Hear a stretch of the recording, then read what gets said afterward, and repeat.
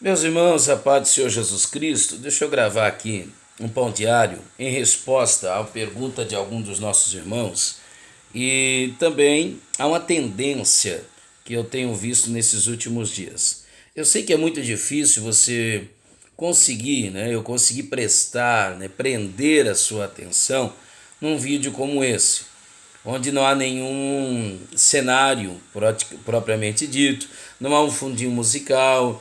Eu sei que não há nada, que possa lhe prender a atenção. Mas se você amar a palavra de Deus e tiver interesse em entendê-la, compreendê-la, se você entender que eu não tenho nenhuma pretensão de ser a última palavra sobre nenhum texto que nós abordamos, mas se você entender que a sua mente precisa ser estimulada e você compreenderá que nem que seja para me criticar, nem que seja para discordar do que eu estou dizendo, mas pelo menos você pode tomar minha palavra para dizer assim, ele disse assim, mas eu penso assim. Mesmo assim, auxiliará com certeza na sua fala. Então vamos lá, Romanos capítulo de número 15, versículo de número 4. Romanos 15, 4, depois 1 Coríntios 10 e 11. Eu acredito que pode lhe auxiliar, resolver, não, mas auxiliar numa tendência perigosa, numa ameaça constante que nós temos ouvido e visto de contínuo. Romanos 15, 4. Porque tudo, usos, costumes, rituais, cerimoniais, cronologias, genealogias, tudo, simbologias, tudo o que dantes foi escrito para nosso ensino. Então nem tudo fala a nosso respeito, mas tudo nos serve, no mínimo, para nosso ensino. Foi escrito. Para que pela paciência e consolação das Escrituras, tenhamos esperança. 1 Coríntios capítulo 10, verso 11. 1 Coríntios 10 e 11, está escrito assim. Ora, tudo de novo, nos sobreveio como figuras. Então não é a imagem propriamente dito, não é a literalidade da imagem, mas é uma figura. Estão escritas para aviso nosso. Então, se não é hoje a minha realidade, mas é um aviso, para aviso nosso, para quem já são chegados os fins dos séculos. Então vamos lá. Nós temos uma tendência terrível, principalmente quanto à questão interpretativa do Antigo Testamento.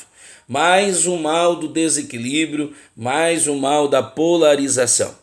Nós temos aqueles que vêm valer-se do Antigo Testamento e a palavra de Deus, e eu nunca neguei que a seja, e por ser a palavra de Deus está escrito, e como está escrito tem que estar aqui, e não adianta dizer que não é para o nosso tempo, porque senão a gente não vai dizer que nada é para o nosso tempo, e daí as pessoas pegam promessas que não são endereçadas a elas, as pessoas pegam mandamentos que não são endereçados a ela, pegam um texto fora do seu contexto, aí tornam-se surreais, pontuais, sazonais, textos impraticáveis, inconcebíveis, incoerentes com a nossa realidade, com o nosso tempo, e daí se misturam, se perdem, e é uma coisa terrível.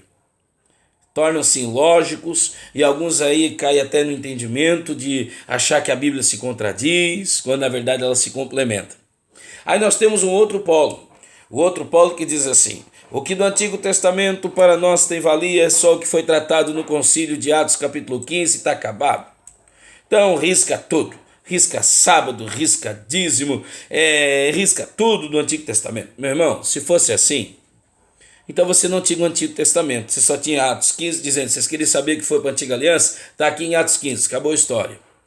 Gente, Paulo elucida com muita clareza.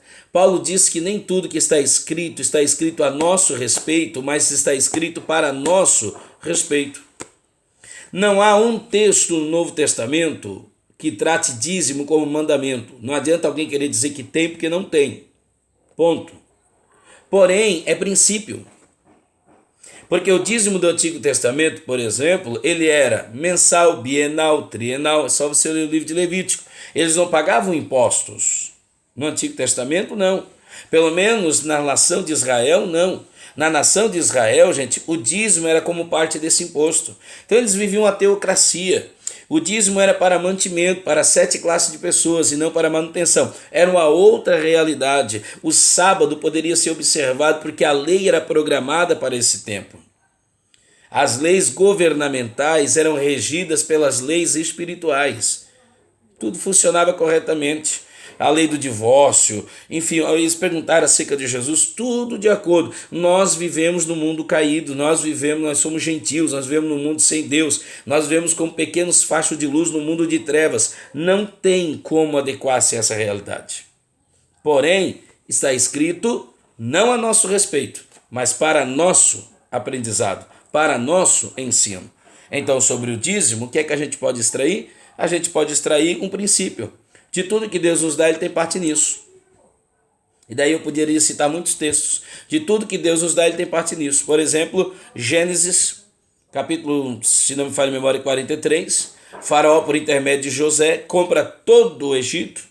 Inclusive tudo é tudo. Compra a terra, compra a casa, compra os gados, compra as próprias pessoas. E agora o que eles, como escravos, produzem, vão trazer tudo a Faraó, porque não é nada deles. Faraó pega por intermédio de José e manda para eles o quê? Manda para eles tudo menos um quinto. Um quinto, isso é, 20% do que eles produzem fica para Faraó, 80% para eles. Como Deus não pede para Faraó, ele não te pede um quinto, ele pede um décimo. Faraó pediu 20% de tudo. Deus pedia a Israel só 10%. Você está entendendo? São princípios, gente. Princípios. Então, quando eles traziam 20% a Faraó, ele estava dizendo assim, a minha terra, a minha casa, o meu gado, os meus filhos, a minha vida tem um dono, eu sou de Faraó. Então, quando você traz algo para Deus, você está dizendo ao mundo espiritual, eu não sou terra sem dono, eu não sou terra de ninguém, eu tenho um dono. Você está dizendo isso, comunicando isso ao mundo espiritual. Então, isso é princípio, gente. O sábado é a mesma coisa, não necessariamente sábado. Mas você tem que tirar um dia, você tem que tirar um tempo para Deus. Cientificamente falando, já se sabe que a terra produz mais quando descansa. Não é à toa que as leis trabalhistas exigem descanso para seus trabalhadores, senão é escravidão.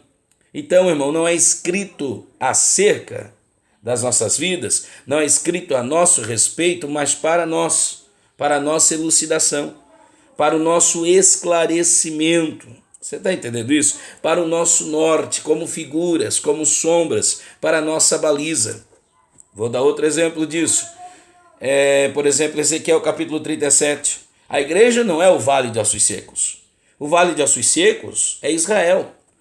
Então Ezequiel 37 não foi escrito acerca da igreja, mas foi escrito para a igreja. Por que a igreja não é um vale de ossos secos? A igreja não é um vale de ossos secos porque quem tem Cristo como cabeça, o corpo não pode chegar a esse estado degenerativo. É impossível. Não tem como. A igreja não é esse vale de ossos secos. Porém, a igreja pode ter, sim, dentro de si, seus membros individuais, no corpo místico de Cristo, alguém que se encontra nesse estado e que vai ser sarado por ele. Então não está escrito acerca da igreja, mas está escrito para a igreja.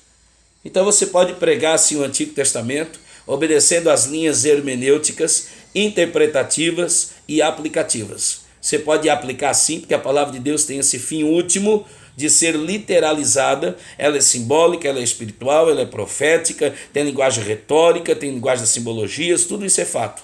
Mas o fim último dessa é a literalização, a aplicação da mesma. Senão seria apenas um livro de história da humanidade.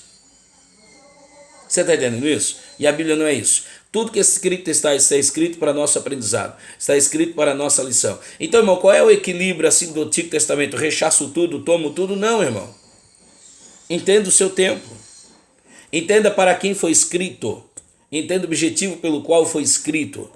E entenda isso. Se não está se referindo a você diretamente, se não deduz, se não traz a sua realidade, mas está escrito para você, no mínimo, para teu aprendizado, no mínimo, para a tua lição, no mínimo, para a tua compreensão. Tá bom?